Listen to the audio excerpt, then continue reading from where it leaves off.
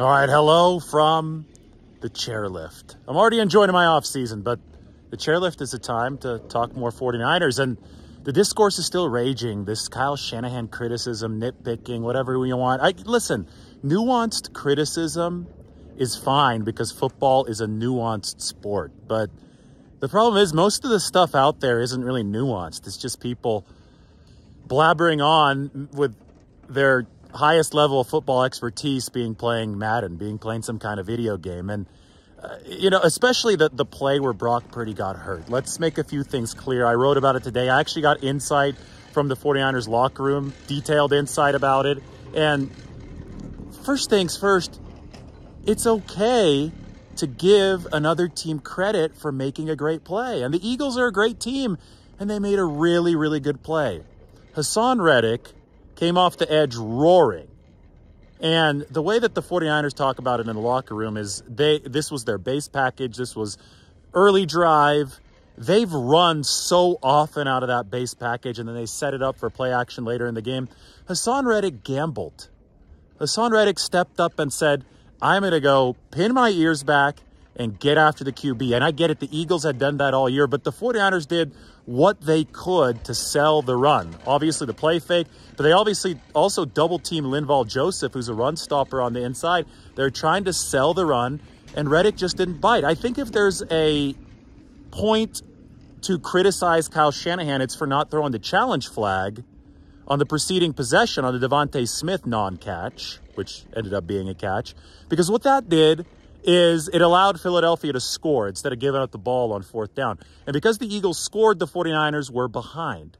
Because the 49ers were behind, they got into a game they didn't want to be in against the league's top pass rush. You want to score first. Scoring first was extremely important in this game. So I think Shanahan did drop the ball by not throwing that challenge flag. I think it was such a high leverage situation because you did want to score first in this game. He should have at least called timeout. That's where Shanahan messed up.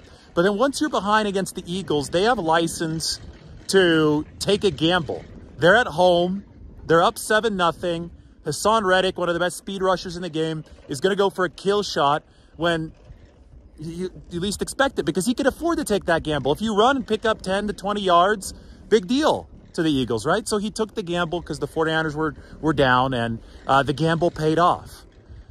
Blaming Kyle Shanahan for running a play-action concept that worked to great efficiency all year is completely unproductive. Sitting back and saying, oh, well, he shouldn't have had Tyler Kroft block him. 90% of the league runs that. The 49ers were running a tight end block and an edge rushing scheme to work all year. Kyle Shanahan runs stuff that takes risks, and that's why the 49ers were the #1 pass offense by a country mile after picking up Christian McCaffrey, because they often run play-action concepts that take such risks. You have to accept the occasional downside with the almost perpetual upside. They were the #1 offense. So, it's hard to look at that. And then even more stupid is saying, oh, Trent Williams must have been tipping the stance. We already discredited that back in November. This is the best left tackle in the game. He runs complicated stances. People who think that they're experts but aren't can't dissect that on Twitter with no nuance and not recognize the actual truth. So sometimes the other team just makes a better play than you. Football is a game of chaos. Some plays go in your favor, some plays don't. That one didn't go in the 49ers' favor, and it had disastrous ramifications.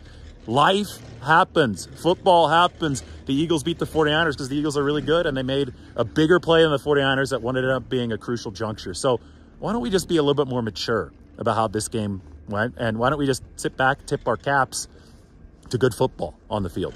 And I think 49ers fans should be tipping their caps to the Eagles because they played a good game, and the 49ers had a bad break. Such is life. Learn from it. Move on. Stop being a crybaby. China Peak Ski Resort. Look, you could see Huntington Lake in the background. Beautiful. Frozen over. All right, time for me to get off the chairlift. Talk to you soon.